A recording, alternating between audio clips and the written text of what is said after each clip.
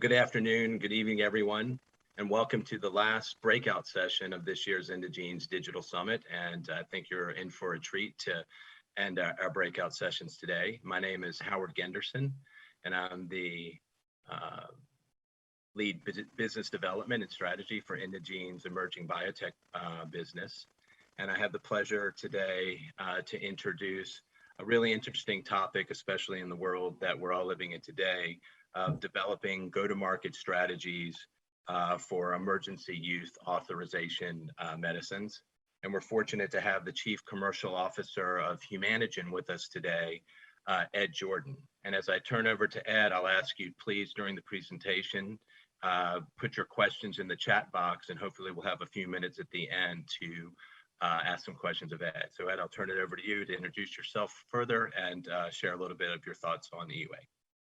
Thanks, Howard. It's a pleasure to join you and this entire group today. I have been in the industry for my entire career, spent time at big pharma, spent time at mid-sized pharma, and over the last 7 years in building biotech organizations. And most recently preparing for emergency use authorization. And that's what I want to discuss with you today. So I have some slides I'd like to share. So again, thanks for joining me on this Friday afternoon. It's my pleasure to be here. Can't wait to share with you some information around go-to-market strategies under EUA, Emergency Use Authorization, and under BLA. Most fundamentally, under emergency use authorizations, products or devices, they're not approved, they're authorized. And there is no safety or efficacy information that can be exchanged. So you can't make claims. You're limited to providing information that is in the supporting fact sheet. And the fact sheet contains information like what is the product used for, what's the dosing, what's the administration, what's the scientific evidence behind it. But there is no safety or efficacy information. Imagine that, launching a product with no safety or efficacy claims. The go-to-market strategy differs in its scales between EUA and BLA. What can be done? Well, you can drive awareness and availability of the product and what it's used for. So under EUA, digital marketing is very, very important because it drives broad awareness of the product and of the company. Market development, again, we may be interested in communicating around the disease state and around the company. And it would be supported by a very focused customer-facing team. Rather, in BLA, digital marketing, of course, very important, but used to augment or enhance the effectiveness of the promotional campaign. You also have a branded campaign that can be launched, as well as a broad field engagement and customer-facing team. So that's the fundamental difference between EUA and BLA. Under EUA, you need to be focused. You have targeted key accounts, priority accounts, and national KOLs. You'll want to deploy a field team, a focused field team, against those targeted key accounts and national KOLs. I would suspect it would be MSLs and national account directors in most cases. Digital engagement, critical. You're looking for broad awareness. You want to communicate to the entire universe of specialists. Market development, you might want to communicate around the disease state, the scientific rationale, and even the company who most likely is new to this therapeutic area. Product supply, we need to make sure we have enough product to fulfill the need, and to make sure trade and distribution is in place to efficiently and effectively get product from A to B. Supply, trade, distribution, something that is often overlooked in larger companies who are launching more traditional products under a more traditional environment, being the BLA. That's something that's taken for granted, not always the case in emergency use authorization. The government may be involved with that trade and distribution, and they may be controlling the supply as well.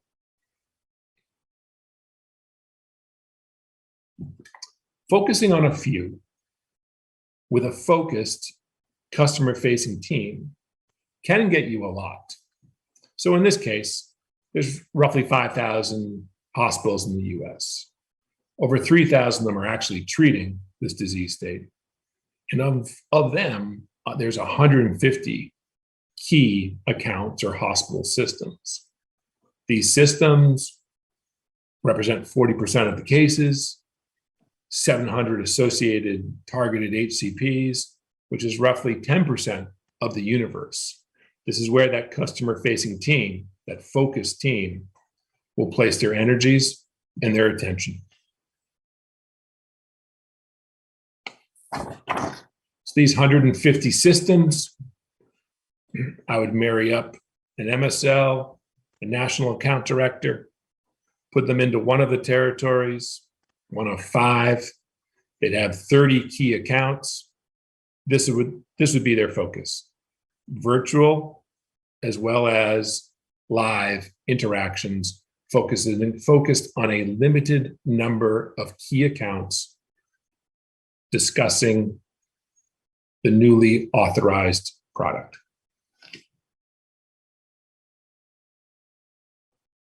But what is most important is communicating to the broad audience. The goal is awareness. And digital marketing has come a long way, and it's prime for this application.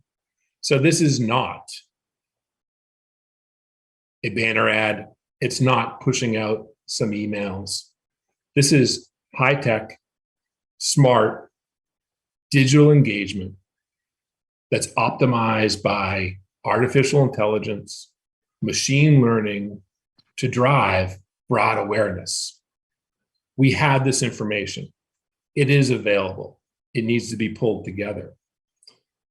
We have detailed HCP profiles. We know who they are. We know the demographics. We know the key insights. We know their preferences.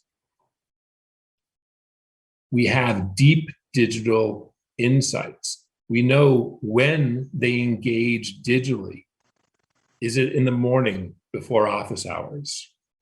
Is it in the evening after the children go to bed? Is it mid-afternoon between patients? We know this information. We know what content they like. Is it short, simple communications that can be easily digested? Or is it high science and they want the rigorous clinical overview and they want to dig deep into it? Maybe it's from their peers. Maybe that's the content that they like. Maybe that's how they learn. But we know this information. We also know what channels they engage with. Is it societies? Is it journals? Social media? Is it virtual interactions? This all comes together, and we can deploy a very smart, sophisticated digital campaign that's customized, that's engaging, that's directed specifically to individuals, making it cost-effective and very effective in being able to communicate to the masses, and in this case, seeking broad awareness of a new authorized product. Of course,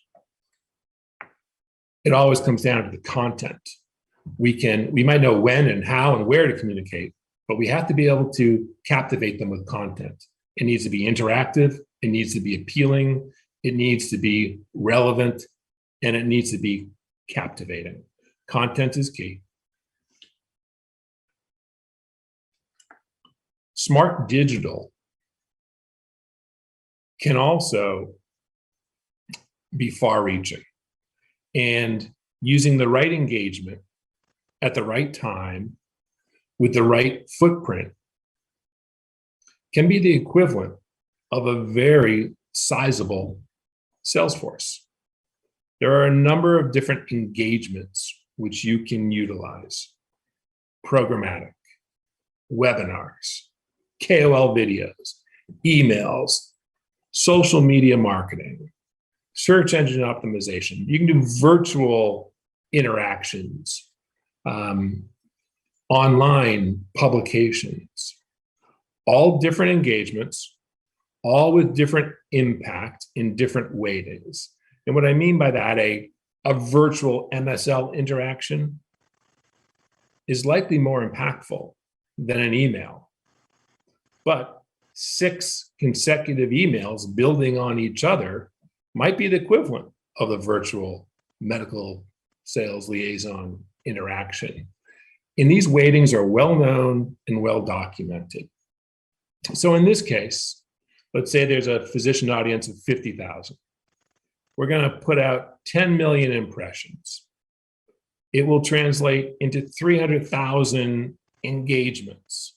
Those engagements, combination of programmatic, social media, webinars, KOL videos, emails, it may translate to a PDE level, physician detail equivalent, of 120,000. 120,000 PDEs equates to a 93 member sales team delivering 8 calls a day for 8 months. That's enough for you to communicate and drive awareness among this broad universe, coupled with that focused, direct, feet on the street, customer-facing team. So it's a 1-2 punch.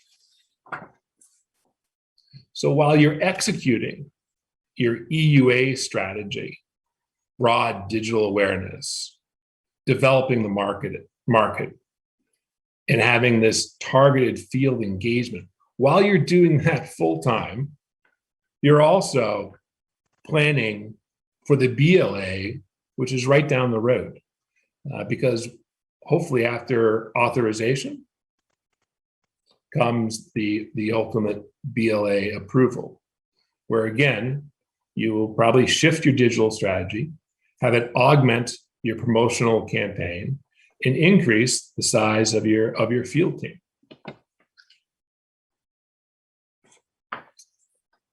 Happy to answer a few questions. We'll take down these slides.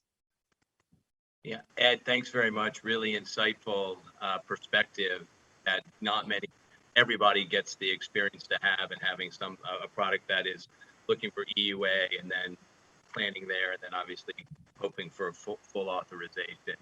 As we take in some of the questions that have come, I'll again encourage the audience to share or to ask anything that comes to mind. The first one that came in was a question of, I guess, not risk and investment, but how are you planning to leverage what you learned through EUA, through different channels and interactions? And they use the word pre-launch. I'm not sure if that's the exact right phrase, but to leverage it as pre-launch activity so you actually get a running start into BLA. Yeah, it's a good question. I wouldn't refer to it as a pre-launch, but I would consider it you are authorized. We're going to learn what physicians interact with most frequently, what they interact with, for how long they interact with it, and the questions that they have. that learning can carry over into your BLA strategy. Sure. It is the opportunity really to launch twice. You're launching under the authorization, and then you're going to launch under the BLA. They're going to look different, and you're going to, obviously you're doing it differently. Sure. Thank you. I'm just reading these questions here.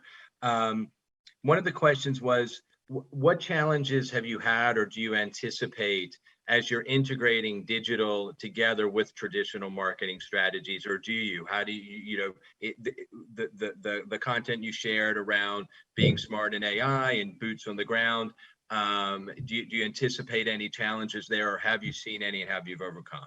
Well, let's go to the opportunity. Sure. What's going to happen is you're going to generate a lot of interest through the broad digital strategy. That interest in those questions can be funneled to your customer-facing team, the medical, the MSLs, and the national account directors. So one feeds the other. That's great. Yeah, I'm not a chemist, but I'd call it a potentiator. There you go. So, and just building on that a little bit, what learnings do you anticipate? Do you through the program that you mentioned? Is there anything in particular that you're looking for in sort of KPIs and metrics that may help you? I don't want to beat the dead horse, but just to build on that a little bit. Yeah. So the different engagements that you put out, we will learn what is of most interest and what is most impactful. And this is a continuous learning opportunity. If engagement number one, the KOL videos are absolutely, hitting the cover off the ball, we'll do more of them. We'll continue to create them. If the search engine optimization is not working, we will adjust it. So I would say this is the opportunity to continuously learn and improve. Perfect. Makes sense. Maybe taking a little bit of a tangent, we've obviously the vaccines have been the most prominent sort of EUA and the pandemic does create an emergency, but do you see more, I don't want to call it a trend, but do you see more emergency use in other types of disease states evolving over time as the society is getting more familiar? I think we've seen more in the last year than we've seen in the last 2 decades, was a stat that I saw recently. Sure. So I think we're at a peak. We're at a peak right now, but there are many devices that have EUA. There are therapeutics for inpatient and outpatient that have EUA right now, and most of these are around treatment or prevention of COVID. Yeah, makes sense. Thanks for that. Interesting question. I just came in around an immense opportunity, obviously, to help society, but it must come with enormous pressure and pressure to act quickly and to move with the need that's there. How do you balance that, or could you share a little bit of that? Not many people have sat in that seat. So there's, it is. It's pressure rich. There are 80,000 people hospitalized right now with COVID. 10,000 of them were admitted yesterday. Every minute of every day, someone dies from COVID. The therapeutic need is incredible. So I lost my dad to COVID. So we have to do something quickly and effectively to get these products to market, so we can help those that are suffering today in the hospital.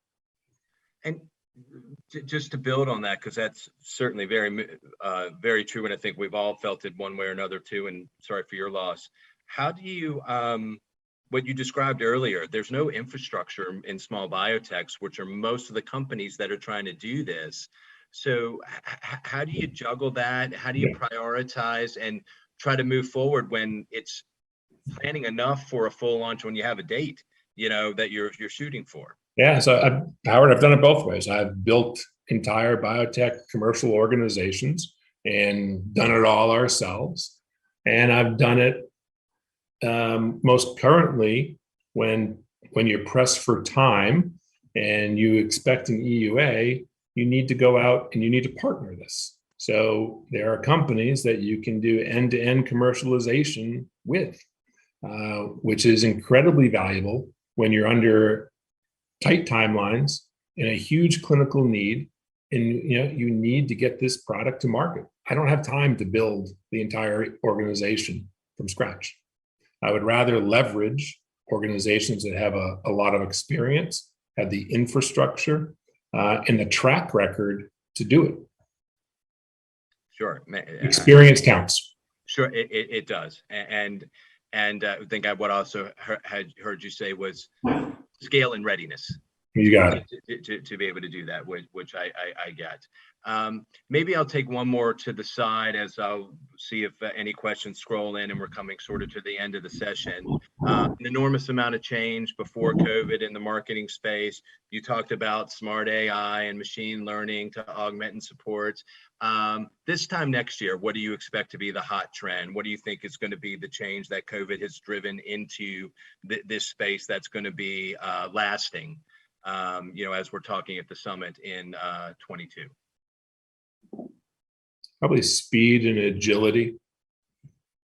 We're moving at rapid speed right now, speed that we've never, as an industry, a commercial industry that we've never done before. So I would like to see that carry over into the future. That's great. Any last comments, Ed, as we wrap up today? I would say, if given the opportunity, embrace an emergency use opportunity. It's exciting, it's fast paced, and you're likely, just by definition, doing something that others haven't in the past. Yeah, absolutely. And I'll thank you for sharing your unique perspective, because many don't have that. Really thought insightful. And I'll thank our audience for being here with us at our last session, and encourage all of you to stick around for a few more minutes for our final keynote to wrap. And Ed, thank you and Humanigen for your time today. Really appreciate you sharing, and wish everybody a great weekend. Thanks very much.